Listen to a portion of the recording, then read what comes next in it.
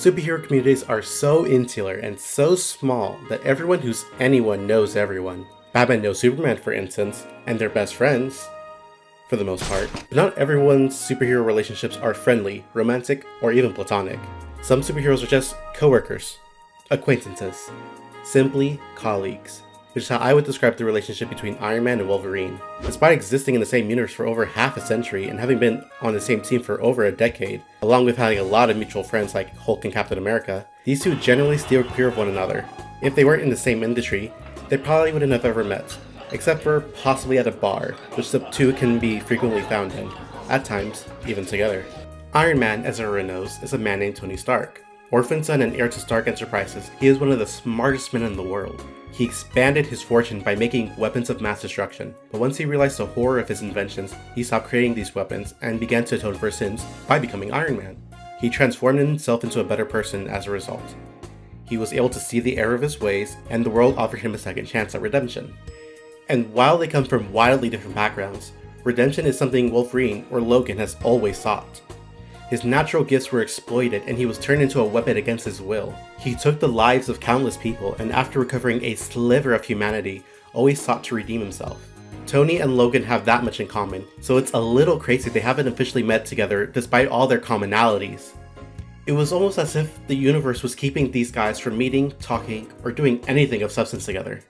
They both like to drink, they both have a lot of bodies under their name, they could be great friends. Point being that despite both of them being two of the most high-profile heroes in Marvel Comics, who are pretty similar, they have no relationship.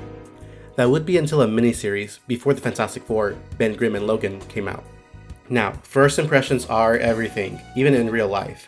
I heard that the Joker and Batman got off on the wrong foot when they first met, and now they're destined to forever be mortal enemies. While Logan was on loan to the United States from the Canadians, he and Ben Grimm are tasked to work together to achieve the goal, under the supervision of one Tony Stark.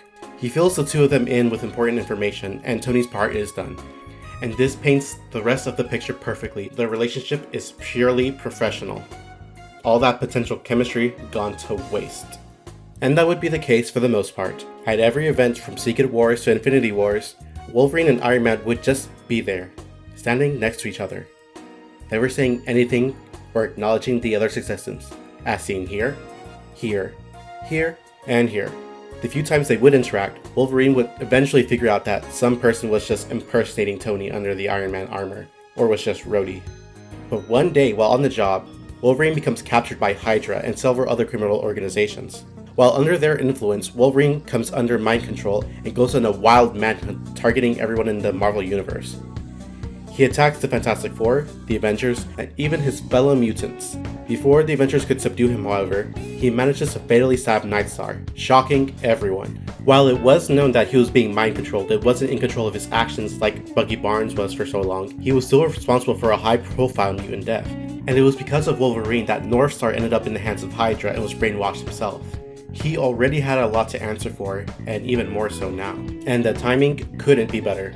The Avengers had recently disassembled after the mental breakdown of the Scarlet Witch. On a mission to the Savage Land, some former Avengers, including Iron Man, happened to run across Wolverine, who was on the island at the same time. With so many heroes assembling at the same time to defeat a common foe, it reminded Iron Man of how the original Avengers were formed, and decided to form the New Avengers. Captain America was all for the idea, but didn't want Wolverine on the team due to his past. However, Tony was persistent for having Wolverine be on the team, and because of their similar past, having to make up for their sins, Logan decides to become an Avenger, as well as remaining as an X-Men. It should have been the beginning of a very beautiful friendship, but Wolverine's involvement with the team was very minimal. Whenever the Avengers were fighting, he was there fighting along with them and not doing much else. He certainly bonded with his teammates. He was around when Luke Cage and Jessica Jones had their baby, but there was little time for friendship with Tony Stark, at least, due to Tony screwing everything up and causing the superhero civil war. While the events that preceded it wasn't his fault, his antagonism against all the heroes who refused to register certainly didn't help things. Mutants were already registered under a different act, and Wolverine himself stayed out of the main conflict, leaving Iron Man and Captain America to do their thing. Instead, he was tracking down the people responsible for the initial explosion, a company that created a pill that creates or enhances mutant powers, which the explosive guy used in the explosion. Iron Man did give him his suit to get the info, however. Unfortunately, after this, Wolverine would stay with the New Avengers after Iron Man classified them as fugitives and would hunt them down when he could. Then Secret Wars happens, where the relationship doesn't progress, and then subsequently Dark Reign, where the relationship doesn't progress either. It was during Dark Reign where good old Steve Rogers Captain America returned from his apparent death, and subsequently reformed the Avengers, with Wolverine on the team, although he's just a diversity hire. Once again, just there to be there. During this time, Tony's one independent run-in with Logan would only establish the fact that the trust between them is very fragile. The two of them go to the Hellfire Club, of which Tony is a card-carrying member, to get back a piece of technology stolen from him. But Logan double-crossed him, which set their relationship back. From this point on, the two of them would further fail to interact in any way, shape, or form, through the Children's Crusade, through Avengers vs. X-Men, although they do briefly meet together at a bar. And then Wolverine gets tired of just standing there and keels over in Death of Wolverine. While all of Logan's friends got a dedicated issue or backup story to publicly air their response to the Wolverine's death, including Captain America and Deadpool, Iron Man was not among them. Tony Stark would only get to air his feelings over Wolverine once prompted to by the X-Men, who informed him that Logan's body was stolen.